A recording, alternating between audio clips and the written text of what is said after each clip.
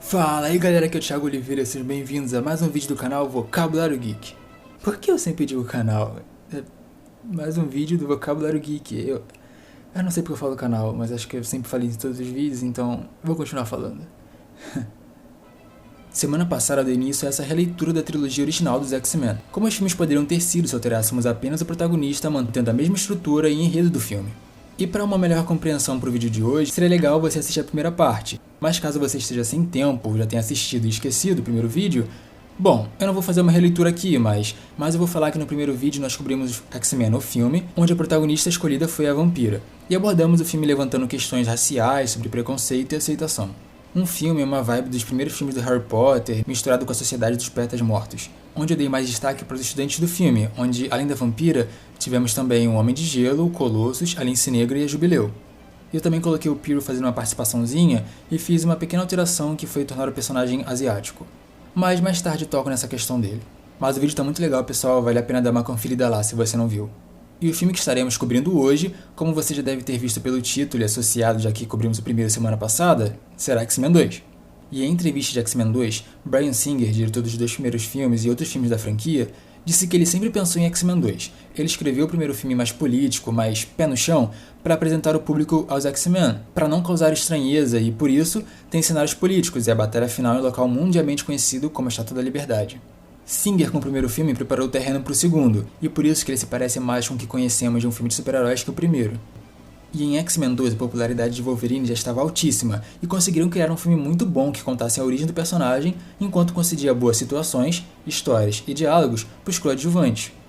E apesar de X-Men 2 poder migrar para outros protagonistas e contar uma boa história sem ficar forçado, já que o filme se chama X-Men e não Wolverine os X-Men, eles poderiam aderir isso à sua fórmula, sua característica, tendo cada filme um herói ou até dois diferentes como protagonistas, podendo até alterar em cada filme a formação da equipe sem muitas explicações. Mas, de novo, eles conseguiram criar algo muito bom com Wolverine como protagonista. Então, pra mim está ótimo, porque no final das contas é um bom filme que nós queremos.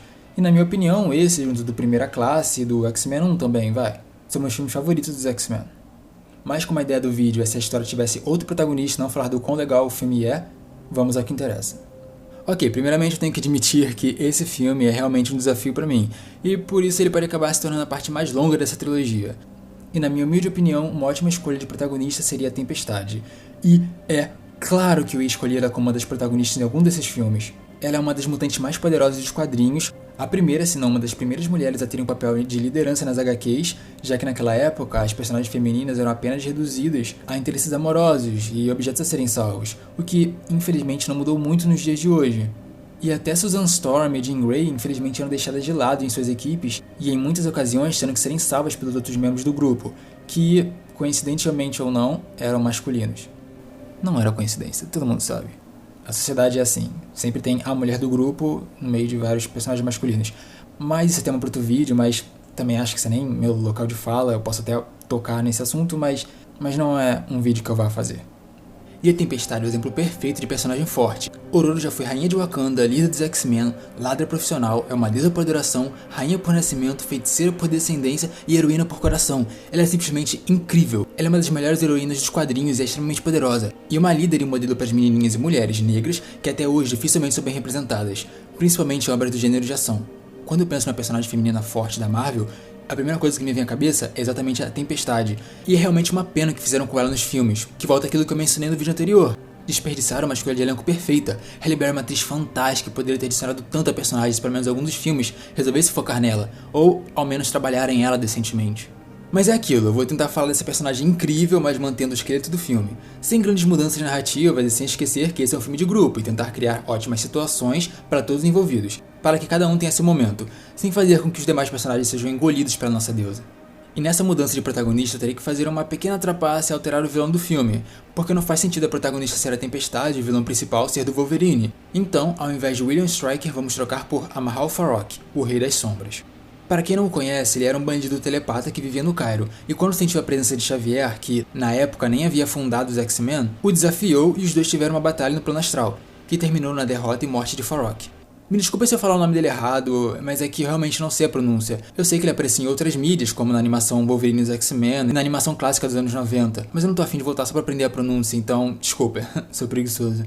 Porém, o que ninguém sabia é que o corpo do vilão foi morto na batalha, mas antes ele projetou sua consciência para o plano astral, e assim continuou vivo, podendo possuir outros seres vivos e controlá-los. E para meios ilustrativos, eu pensei nada mais nada menos que Morgan Freeman pro papel. Qual é? O quão legal não seria ter no mesmo filme Ian McKellen, Patrick Stewart e Morgan Freeman? E além disso, vamos dividir Farrokh em dois personagens. Um será Farrokh, assumindo a posição de Stryker no filme, e a sua parte com poderes, o Rei das Sombras, sendo seu filho, Jason. Então, sendo assim, vamos ao filme.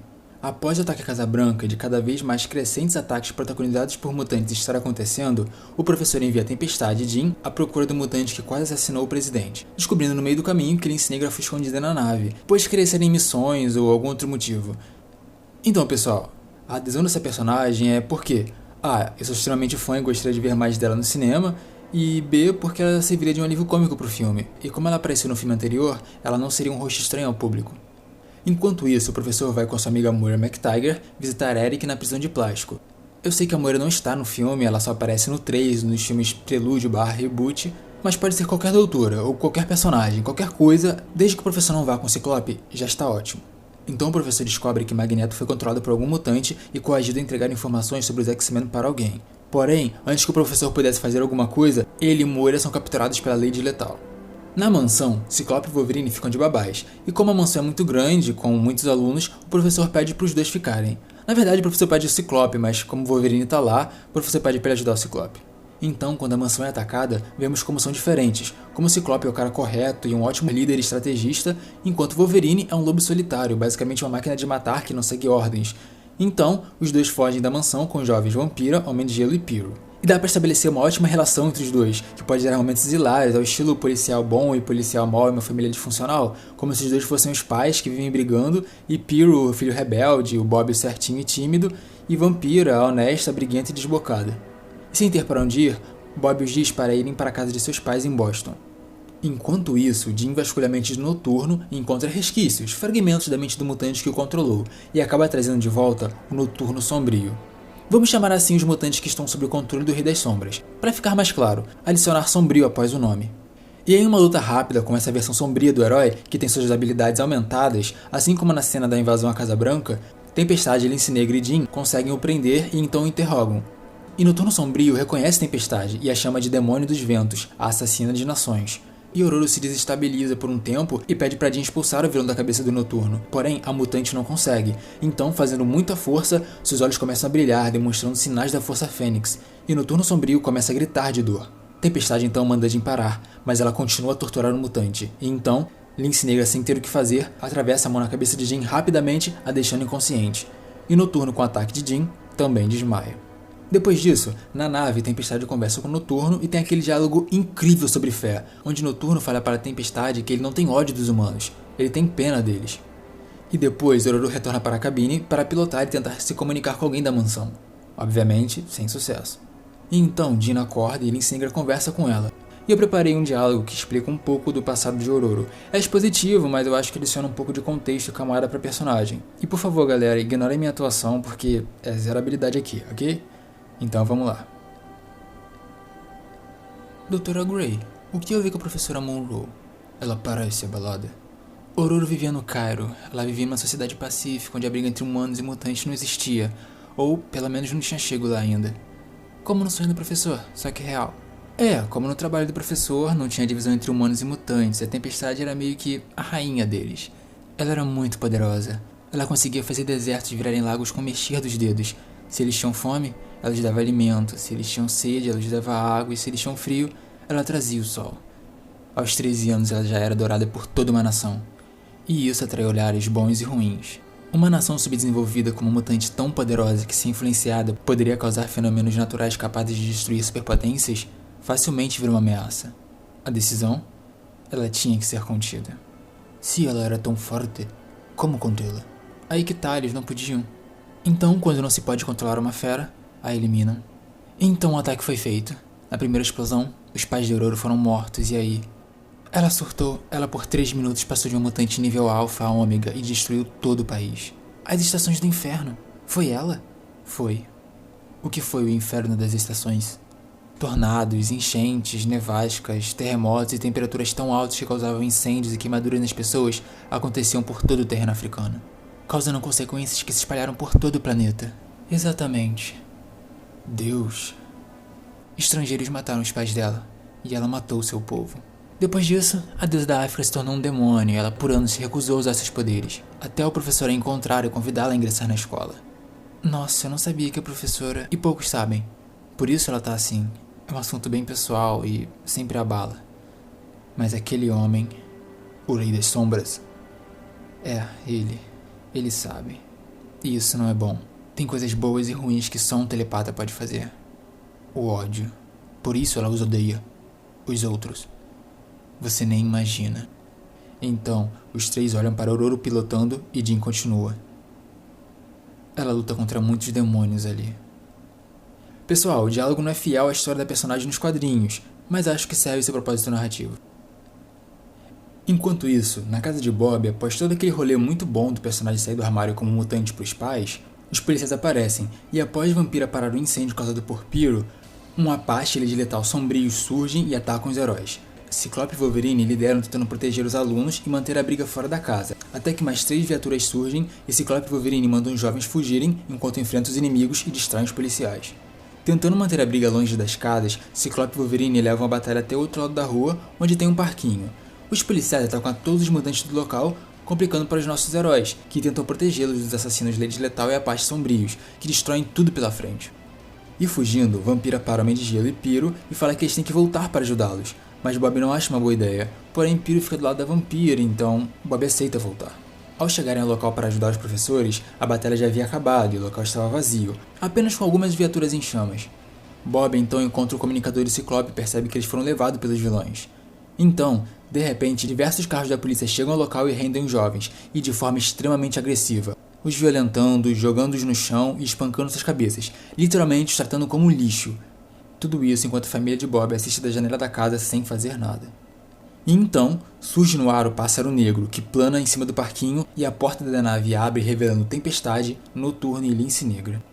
Tempestade flutua em cima do local, e ao ver como a polícia estava tratando seus irmãos mutantes, ela solta ventos extremamente fortes que jogam os policiais para longe e faz carros capotarem.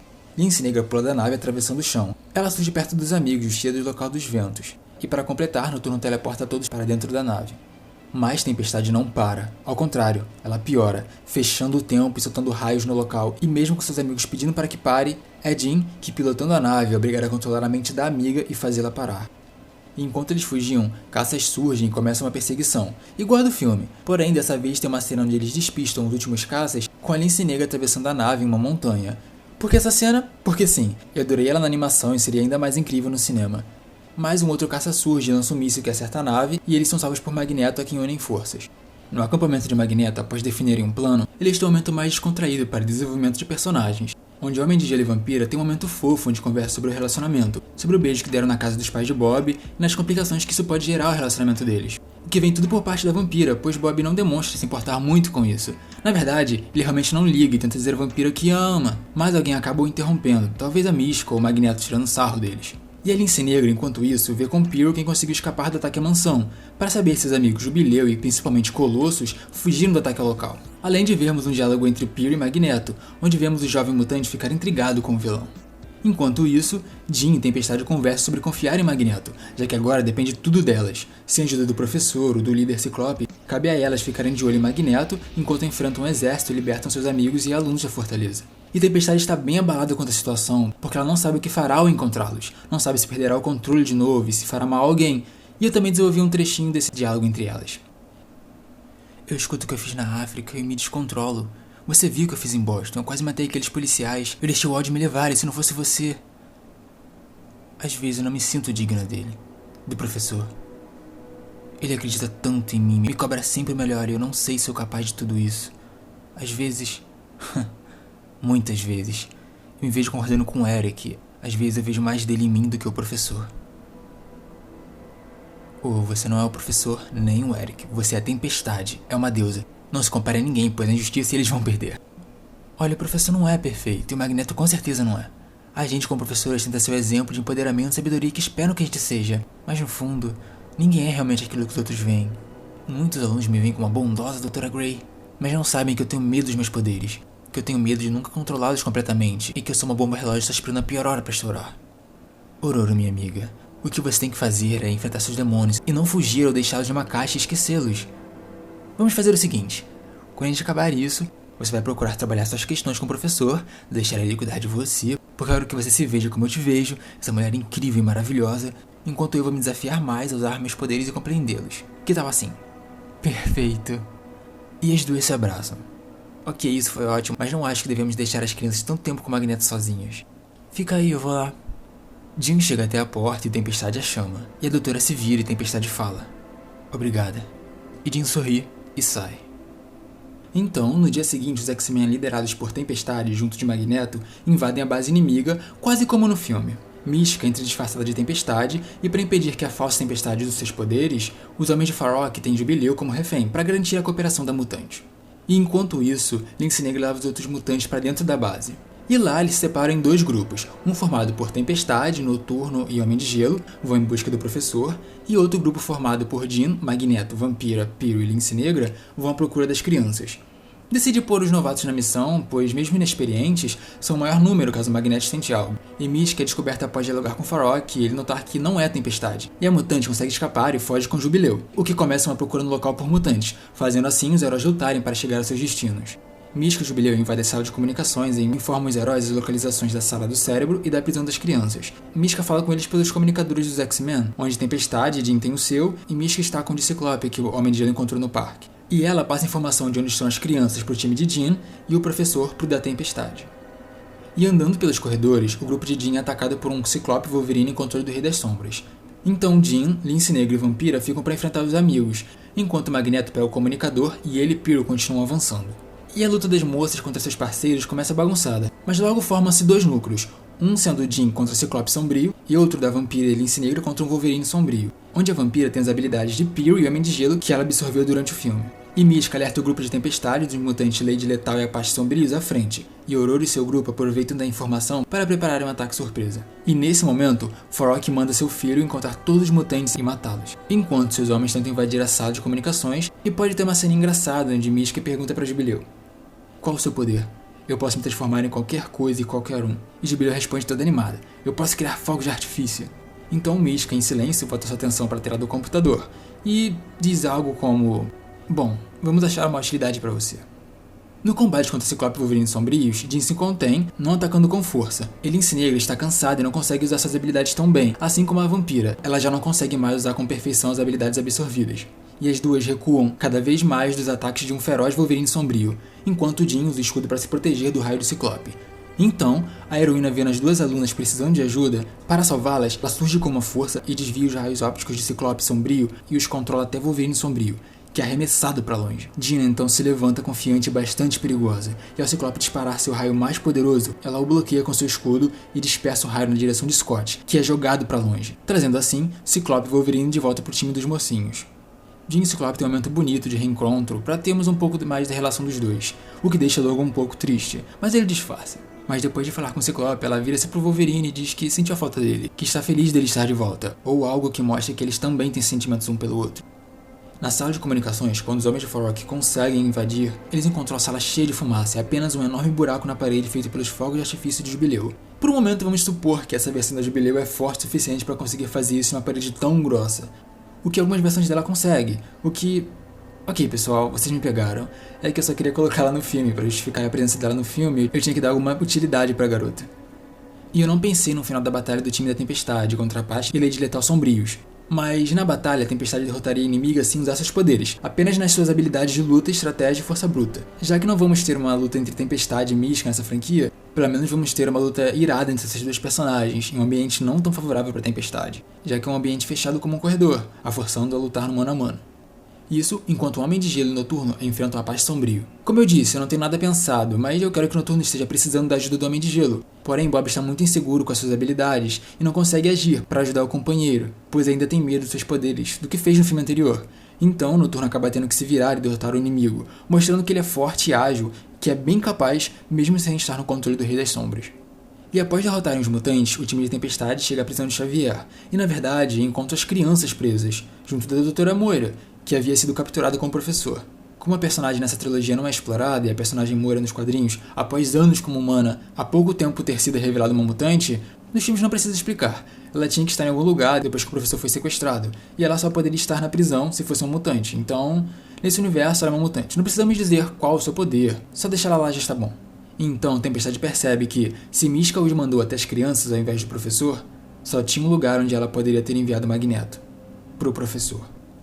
Mística e Jubileu se juntam a Magneto e Pyro próximo da sala onde Xavier está preso. E é nesta hora que o professor começa a tentar matar os mutantes, a mando do Rei das Sombras, e todos os heróis caem, com exceção de Magneto, que entra na sala invertendo a situação, e Jubileu tenta enfrentá-los por tentarem matar os humanos, mas Mística rapidamente a nocauteia e Pyro saca seu isqueiro e se prepara para enfrentar os vilões. Mas Eric o pergunta de qual lado ele está, se vai proteger os mesmos que tentaram o matar passando por cima de um igual a ele. Pyro olha a porta da sala onde Xavier está sendo preso pensativo, e então, após alguns segundos de hesitação, guarda o isqueiro no bolso e vai com Magneto. O time de Jean se encontra com o de Tempestade, e a telepata diz que agora o professor está procurando os humanos. Porém, os heróis não sabem onde o professor está, mas Apache, agora ação, mesmo confuso, diz que sabe onde o telepata está sendo mantido. Então, eles se dividem em 3 grupos. Apache guia Tempestade, Noturno e Wolverine até o professor, enquanto Ciclope, Jean e Vampira vão atrás de Magneto para resgatar Pyro, enquanto Homem de Gelo e Lince Negra voltam com as crianças e a Doutora Moira para o Pássaro Negro. Bob e Kit encontram uma porta e saem com as crianças, e veem guardas, mas os soldados os ignoram, fugindo, e Bob os escuta falando da evacuação e da represa que está instável. E Lince Negra volta para a fortaleza para avisar os outros, e Bob continua a fugir com a Doutora e as crianças.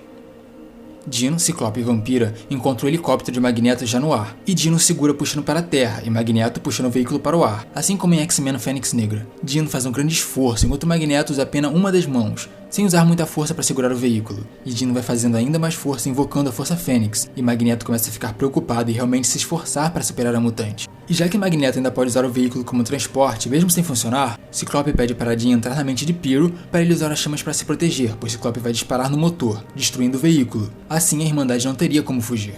Mas Jean, ao entrar na mente de Pyro, solta o veículo e pede para Ciclope não disparar. John já escolheu seu lado, comenta Jean. Mas Ciclope não quer deixar o inimigo escapar. Então Jean fala, nossa prioridade é sair daqui. E ela sente um peso no ar, de que algo muito ruim está prestes a acontecer. E assim, os vilões escapam. Enquanto isso, Apache e os outros encontram o Jubileu inconsciente em frente ao cérebro, e Noturno usa toda a sua força para se teletransportar com Tempestade para dentro do local. Lá, o Rei das Sombras, para impedir Tempestade de congelá-lo, se esforça e entra na mente da mutante por falar o nome Nadare, o nome da mãe da Tempestade.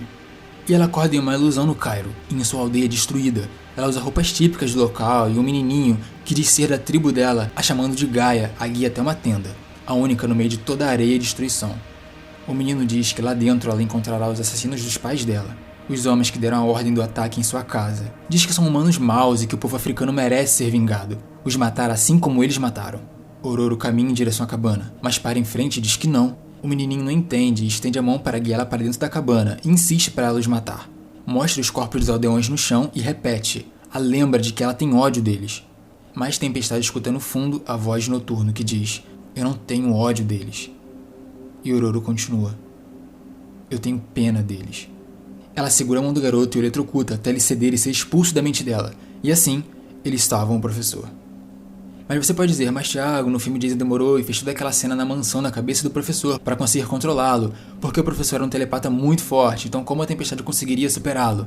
Bom, primeiro porque o professor só foi subjugado pelo Jason porque ele estava sob efeito daquele líquido do controle da mente, e segundo porque a Tempestade nos quadrinhos tem uma mente muito resistente a invasões telepatas, então é muito difícil invadi-la, e também ele entrou numa área do pensamento dela que é muito sensível para a personagem, uma que ela estava disposta a superar. E após Neruzona ter piedade dos assassinos dos pais, ela acaba superando esse ódio, tornando aquele pensamento que o Jason criou mais lúdico, notando que aquilo tudo era uma ilusão e derrotando o telepata com sua resistência e o expulsando da mente dela. E para não ficar jogado, pode ter uma cena no início do filme onde ela ou alguém comenta ou dá a entender que a mente dela é resistente a telepatas. Mas voltando à história. Depois que eles salvam o professor, de resto é basicamente como aconteceu no filme. Eles fogem com o professor, se unem a Lince Negra que os avisa da represa, os impedindo de sair por um corredor que estava tomado por água, como Wolverine faz no filme. Aí eles vão para fora e tudo parece perdido. Então Tempestade tem um pequeno diálogo com Farok, que foi acorrentado por Magneto. Um diálogo parecido com o de Wolverine com Striker, mas sobre ódio e não sobre ser fera e tal. Então, o Homem de Gelo controlando o Pássaro Negro, pousa e os heróis são salvos, e Jean se sacrifica no final, superando definitivamente o medo que ela tinha de suas habilidades. Então é isso, pessoal, o X-Men 2 é um filme maravilhoso, eu tenho que admitir que foi divertido e difícil até alterar o protagonista sem mudar o esqueleto do projeto. E eu tive diversas ideias para mostrar as habilidades da Tempestade, até uma onde ela parava tsunami com tornados, mas fiquei com medo de que ela acabasse se tornando um Wolverine, impedindo os outros heróis de brilharem. E também não queria tirar esse momento da Jean. Ela é uma ótima personagem e merecia aquele momento.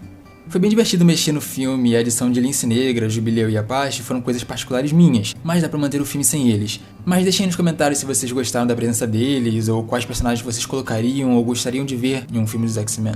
E é claro o que vocês acharam do vídeo.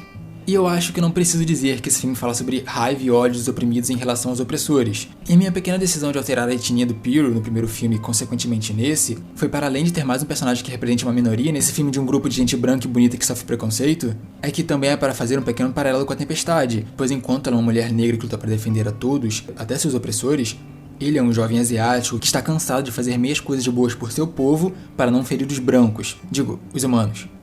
Isso é tudo, pessoal, obrigado pela paciência e voltem sempre, porque tem a última parte dessa trilogia semana que vem. E se vocês gostaram de algum aspecto desse vídeo, por favor deixem um like que ajudarão pra caramba. Não se esqueçam de se inscreverem e ativarem o sininho para não perderem mais conteúdos, e sigam também o Vocabulário Geek no Instagram. E se quiserem também me seguir no meu Instagram pessoal é o_s_thiago. Eu sei, é chato, me pediram pra mudar, é difícil de me encontrar, tem muito underline, mas eu não vou porque faz um rostinho. Ou, ao menos um rostinho deformado. Whatever. Bom, isso é tudo, pessoal. Fiquem com Deus se você é de Deus, se não, fique sem ele. Abraço, fique na paz e tchau!